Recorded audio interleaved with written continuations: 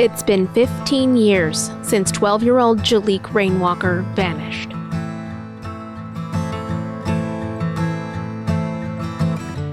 His disappearance from rural upstate New York was ruled a probable child homicide. But no one has ever been charged, and his body has never been found.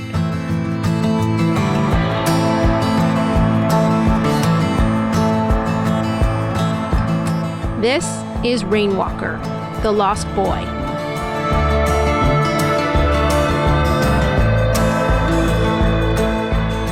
I'm Jessica Marshall. And I'm Wendy Libertor. In this podcast from the Times-Union, we'll take a deep dive into this mystery, the case of a missing child that has unsettled New York's capital region and beyond for more than a decade.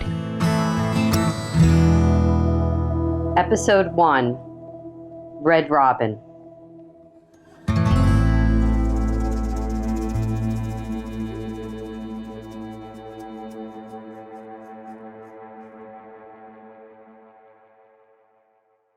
Before we begin, a word of caution. The story we are about to tell involves situations that may be very disturbing to some listeners. So please take care as you listen.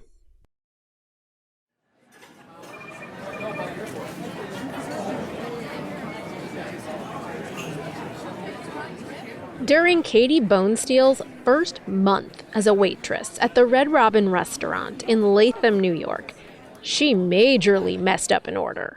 Like, she got it, had to call the manager wrong. And it was I had just started waitressing, and back in 2007, this place was hopping. This was before the recession. I'd gotten the job when I was in college. This place there was always a wait to get in. It was newer to the area. I think it had only been here like 2 years. So it was crazy, and I didn't know what the heck I was doing. This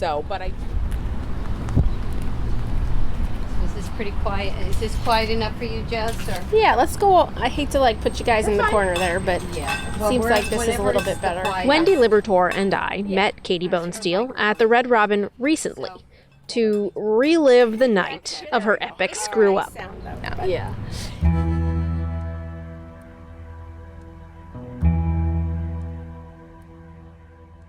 It was November 1st, 2007. Katie Bonesteel remembers many of the details. She was 20 then, studying full-time at nearby Siena College. The Red Robin post was a new side gig. Here's how it went down, according to Katie.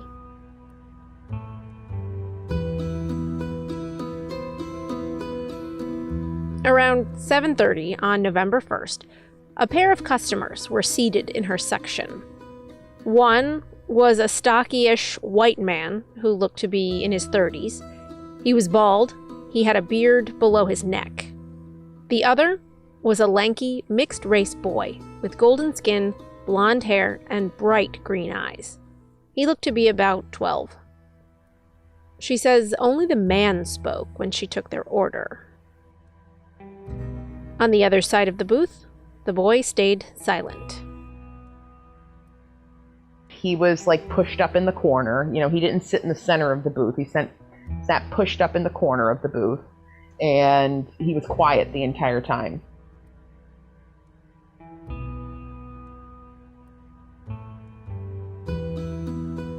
To Katie Bonesteel, the whole thing felt off. Nonetheless, she stuck to her recent training and took their order. Do you remember what they ordered? I feel like there was some appetizers, there was a milkshake or something like that. That's the only thing that I really remember. Whatever it was that they ordered, she brought them the wrong food. The details are hazy. But she recalls that it was enough that the manager on duty needed to step in. Part of their meal ended up being comped. The man seemed annoyed, but remained largely polite, maybe a little condescending. He paid their discounted bill, and then the pair left. It was about 8 p.m., or a little thereafter.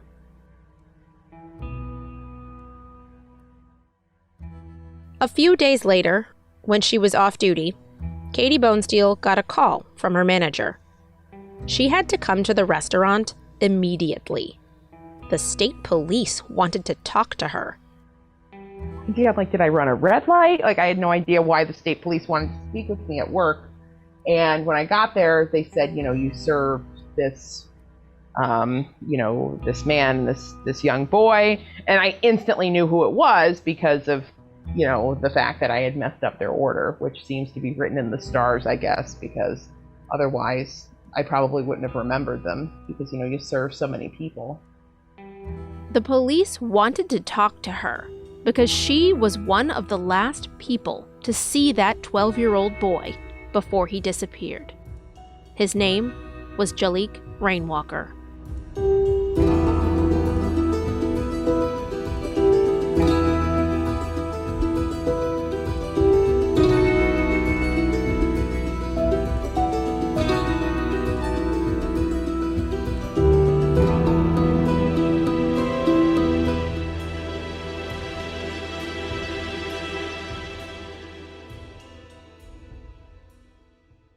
More than an hour earlier, on the evening of November 1st, 2007, Jaliek Rainwalker was not with the man Katie Bonesteel described from the restaurant. He was with Elaine Person. Jaliek had been staying with Elaine and her husband Tom at their house in the Albany suburb of Altamont for the previous 6 days. Elaine's now in her 70s. She has long gray hair and has some mobility issues. But she and her husband have been foster parents for nearly 40 years. They fostered dozens of children, and they legally adopted 7 of them. They also often offered respite care to other foster and adoptive parents. Little spells of relief here and there for whatever reason, and many times specifically for children with behavioral issues.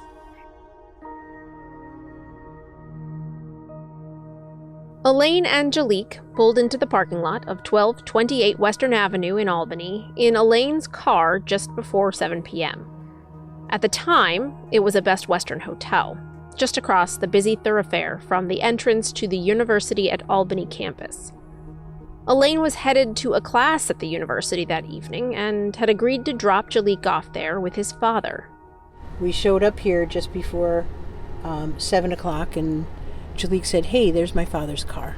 So we went over to the van. It was a gold Chrysler Town & Country van. And his father wasn't in it, but we tried the door and the door was unlocked. So Jaliek took all his things and opened the back door and put all his things in on the seat. And that's when his father came out of the hotel. Apparently, he'd gone in to use the bathroom. His father was the same bald, bearded man Katie Bonesteel would encounter within the hour. His name? Stephen Kerr. He says to Jaliek, "Jaliek, get in the front seat." And I didn't think anything of it. And they closed the back door. He got in the front seat and they took off, and I went into my class. And that was the last time we saw Jaliek.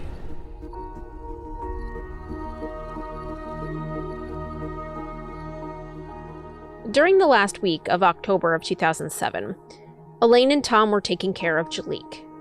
They were providing respite care for the couple who'd adopted him 4 years earlier, Stephen Kerr and Jocelyn McDonald. He had had such a good time with us during that week. He was extremely well behaved. We had gone to a haunted attraction at the Altamont Fairgrounds the night before with my babysitter's 10-year-old son, and the two of them had a fantastic time. They were extremely well behaved. It wasn't like we did a whole lot of things during that week he was with us. We mostly just hung out at the house because he wasn't going to school, but he was just extremely well behaved in terms of his interaction with us and with the other boys. That seems like a far cry from the reticent, anxious-looking child that Katie Bonesteel described meeting about an hour later at the Red Robin. And if you didn't know any better, you'd think Katie and Elaine were describing two different children.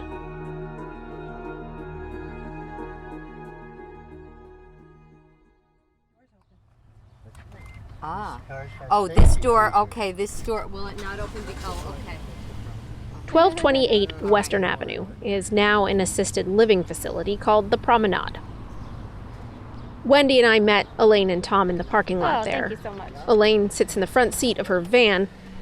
All right, I'm just going to... I'll turn it down. Just give it a second to cool off. It's 95 degrees out, so Tom blasts the air conditioning. Then he goes out into the heat to let Elaine have a moment alone with us. So, how does it feel to be back here? I mean, does it bring you back to the moment that you dropped Jaliek off and the last time you saw him? Yeah, it hurts. Because there's been no resolution and because it hasn't been solved, it's a very painful memory.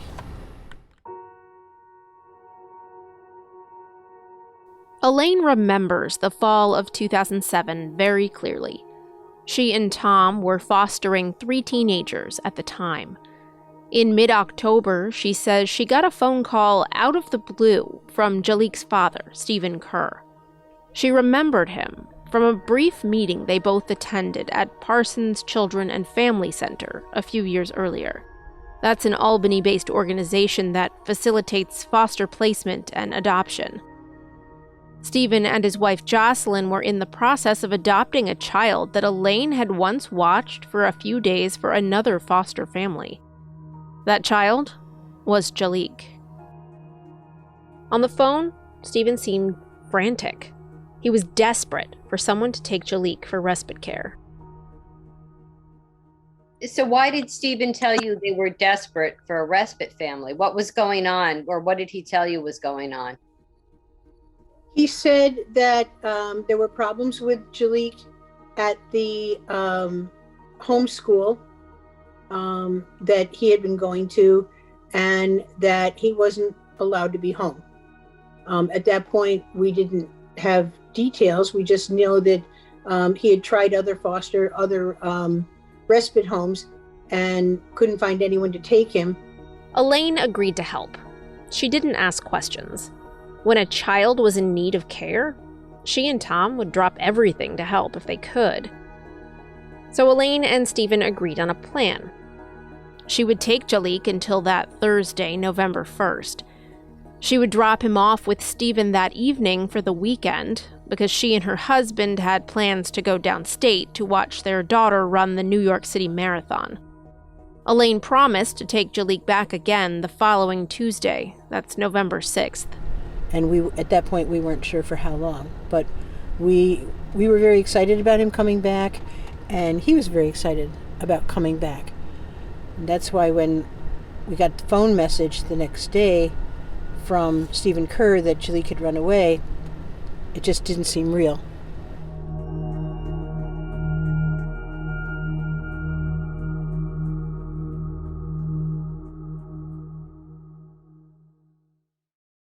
Here, we have a missing child here in Greenwich. Yep. At the village's main intersection, police show pictures of 12-year-old Jaliek Rainwalker. As a state police helicopter searches for signs of the boy, who was last seen Thursday night at a Greenwich home owned by his grandparents. Jaliek is one of 5 of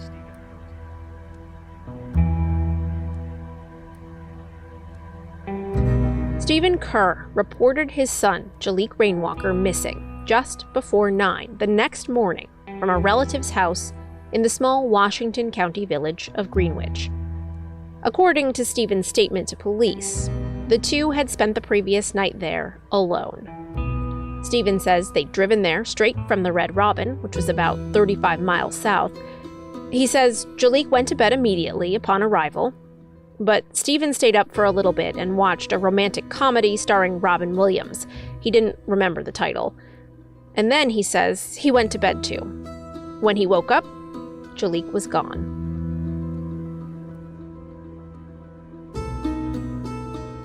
Stephen says he found only a note on the kitchen table. In Jaliek's handwriting, it read, "Dear everybody, I am sorry for everything. I won't be a bother anymore. Goodbye, Jaliek." In the first few days following the disappearance, Stephen Kerr and his wife, Jocelyn McDonald, were adamant to investigators and to the media. They believed Jaliek had run away. And at first, the police appeared to agree with them. Cambridge Greenwich Police Chief George Bell told reporters he initially thought Jaliek was a typical runaway case. Father checked on him Friday morning and found he'd put something in his bed to make it look like he was still in it. And he knew he was in trouble. He was confronted by his adopted parents about it. Parents say he'd spoken of suicide. But after more than 48 hours, law enforcement was no longer convinced that was the case. The state police got involved. Both law enforcement and volunteers fanned out across the rural county.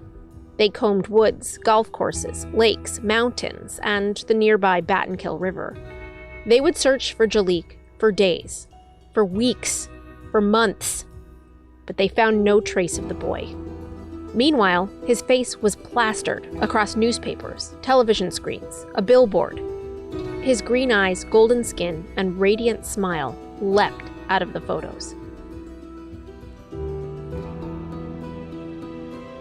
In the days after Jaliek disappeared, Stephen and Jocelyn helped organize 2 vigils.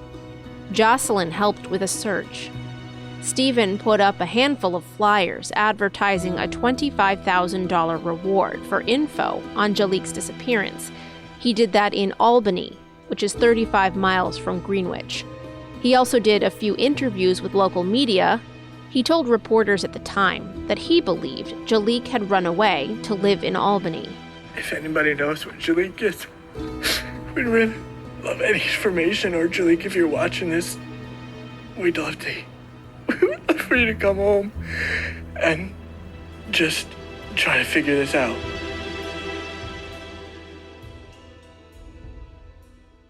We'll be right back.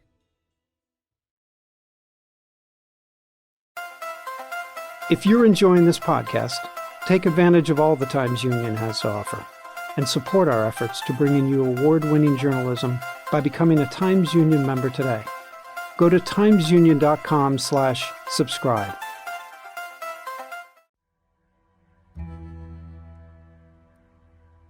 Welcome back.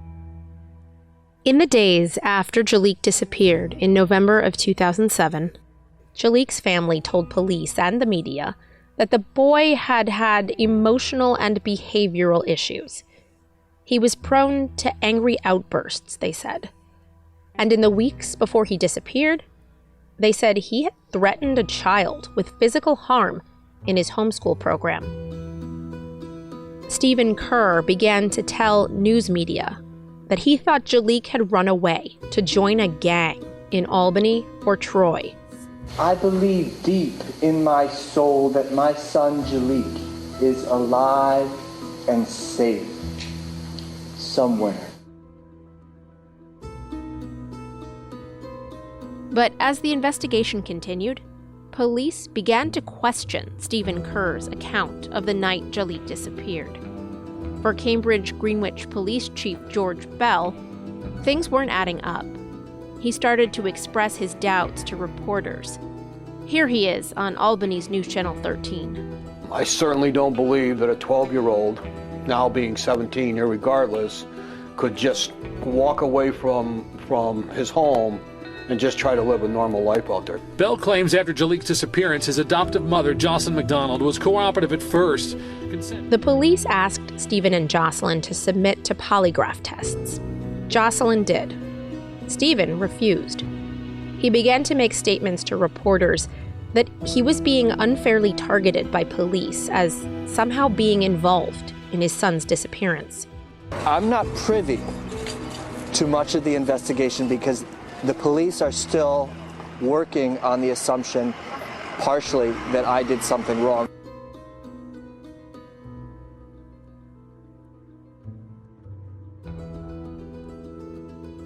Dan Higgins was the Times Union reporter assigned to cover Jaliek's disappearance in 2007. He spoke with Stephen Kerr and his family in person a number of times after Jaliek went missing. He said that his theory was that Jaliek ran away to Albany to quote unquote, that's right, be with his people. And when I would ask him what evidence he had of that, like his answer was because every time we went to Albany, he looked like he wanted to be there, or something like that. At a certain point, Higgins, too, began to get the feeling that there was more going on with this missing child case than he initially thought. Then when I learned they were trying to undo the adoption, and then when I learned that Jaliek either was violent or they believed he would become more violent toward his family, that's when I learned that this story was very complicated, a lot more complicated than I even thought. Within weeks after Jaliek went missing, Stephen and Jocelyn stopped cooperating with police. They stopped giving media interviews. They stopped answering calls. 4 months later, Stephen Kerr was named a person of interest in Jaliek's disappearance. And almost immediately after that, they moved their family, which included 4 other children, to West Rupert, Vermont, just across the New York border. The term person of interest carries no legal weight. It simply means that investigators thought Stephen had valuable information that could lead to solving the mystery of what happened to his son. It could also mean, though, that they think he was involved somehow. Stephen Kerr has never been charged with anything in connection to his son's disappearance, but he remains a person of interest to this day, the only person of interest ever named in the case. And he and Jocelyn McDonald have refused to talk about Jaliek's disappearance publicly for 15 years.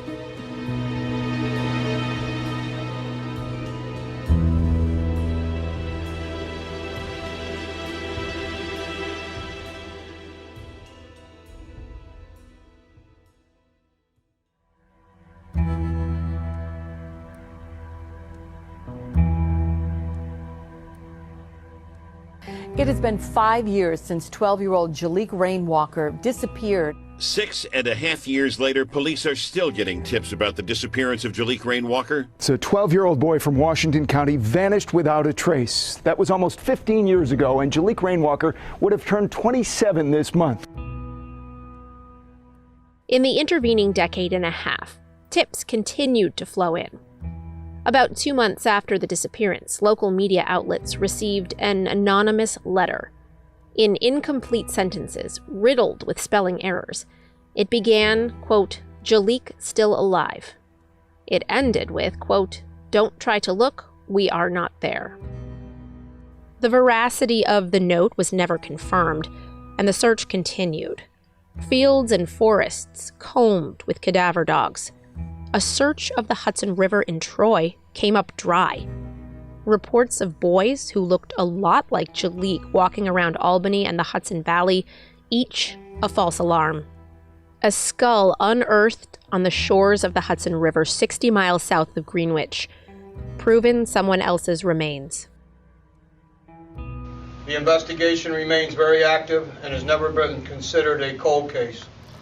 Several individuals have been thoroughly investigated and eliminated via alibi or polygraph examinations. The status of this case, as of this reading, has been changed from a missing person, is now considered a probable child homicide. That was Cambridge Greenwich Police Chief George Bell at a press conference in December of 2012, 5 years after Jaliek went missing. By this time, authorities were now all but certain he was killed.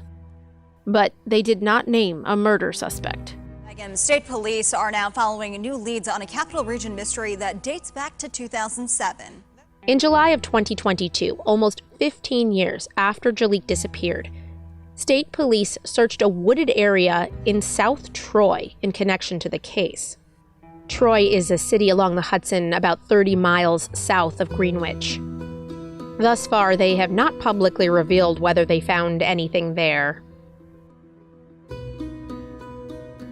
Stephen Kerr did not respond to repeated phone calls, electronic messages, and a certified letter that we sent him, asking him to talk to us for this podcast. His lawyer, Jeffrey McMorris, would not speak to us either. McMorris told us that he couldn't speak without his client's permission, and his client wasn't returning his phone calls. Stephen Kerr, however, still works in Greenwich. People say they see him around town all the time. So we found him there last August.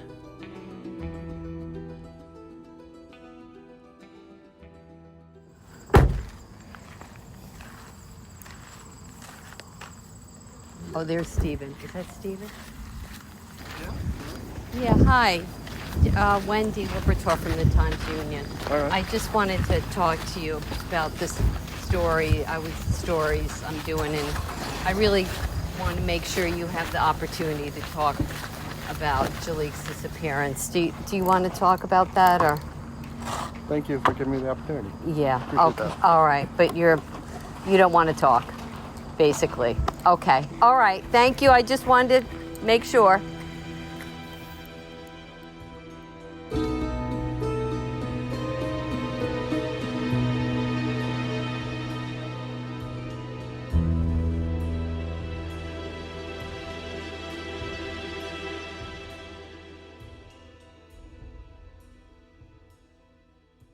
Elaine Person says when she heard Jaliek went missing, the events of the previous 2 weeks replayed over and over in her mind. And one thing kept sticking. It was something Stephen said to her on the phone when he first called looking for respite care for Jaliek. He said he couldn't go, that he was staying at his father's house, and Stephen could not go home to his wife until he got rid of Jaliek, remember? 15 years later, Elaine still has questions about why Stephen said that to her and what he meant. I happen, after 36 years in foster care, I know that you can give a kid back. All you do is you give up the subsidy, which was $1,500 per kid, and they had 2. Reporter Dan Higgins was stuck on this too. He was deep into the case by late November of 2007. Somehow I learned that Stephen and Jocelyn, at the time of Jaliek's disappearance, had already contacted an attorney to discuss undoing the adoption. And I believe at the time they referred to it as disrupting the adoption, or there was another legal term for it. Disruption, I believe, was the term that they used. That felt very dramatic. That felt very meaningful. Elaine Person says she doesn't buy the idea that Jaliek ran away. He was too young, immature, and unworldly to run away. So have you come to terms that Jaliek is probably dead? Yes. I feel that he was killed on November 1st, 2007. Yeah. Jaliek's adoptive grandmother, Barbara, really doesn't believe it was possible that Jaliek ran away either. Barbara's Jocelyn's mother. Jocelyn and Stephen cut off contact with her in 2008. Barbara really has spent the last 14 years trying to find out what happened to Jaliek. She's appeared in countless news stories, her soft-spoken voice pleading for information on her grandson.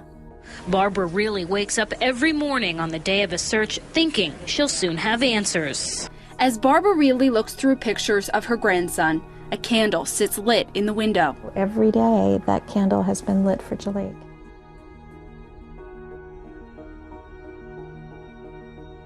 Dan Higgins has moved on from the Times-Union. He teaches journalism now at Canisius College in his hometown of Buffalo. But Jaliek's disappearance, and some of the things Barbara Reilly and others told him, he's never been able to shake. He spoke to us over Zoom between his classes. Surprisingly soon into Jaliek's disappearance, she told me that she believed her grandson was dead. And I believe that she kind of, talked around it, like she may have used the phrase no longer alive, no longer living. And she also was very clear and very candid in that she believed that Stephen was involved.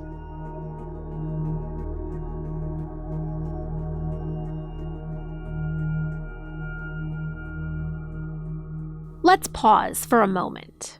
We need to note that there will be times in this podcast when people talk about their impressions or beliefs about Stephen Kerr.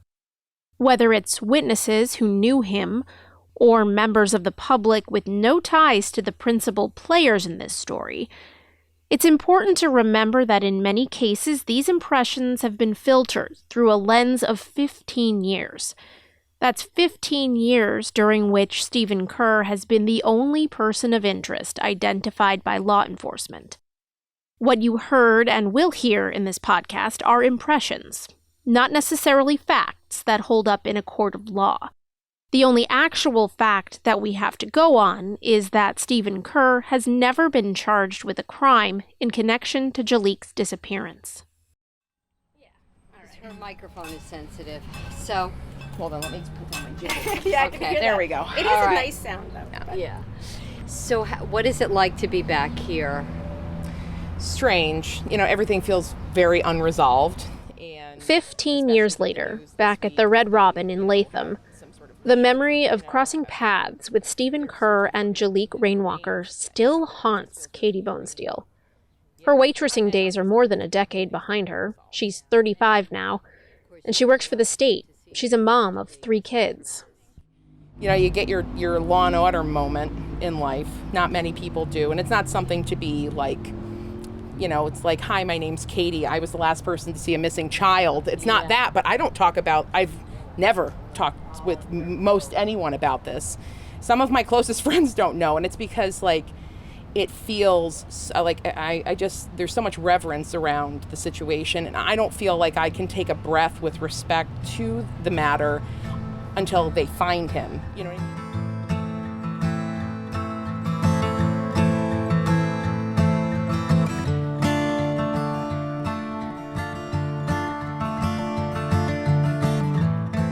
What happened to Jaliek on that crisp fall night 15 years ago? Did he run away? Was he killed? If so, who killed him? And what happened to his body? 15 years later, so many questions linger. On the next episode of Rainwalker, The Lost Boy, we started our search for answers in the last place Jaliek had allegedly been, Greenwich, New York. It's Greenwich, not Greenwich. Say it phonetically. It's Greenwich, not Greenwich. And that's the way it ought to be. I have righteous rage in a very chill way that this has happened in Greenwich. I really can't speak for others. There's a lot of people, I think, that feel that the adoptive father knows more than what he's saying.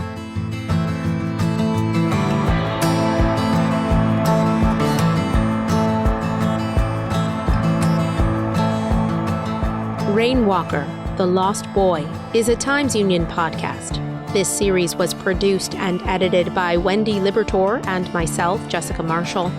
We had help from Lauren Stanforth, Susan Mahalik, Lori Todd, Erica Smith, Tom Crocker, Jeff Shearer, and Casey Seiler. Special thanks to Dan Higgins. Archival report footage came from local stations CBS 6, News Channel 13, and News 10, and from Find Our Missing. Our theme song is As You Make the Bed by Amos Noah.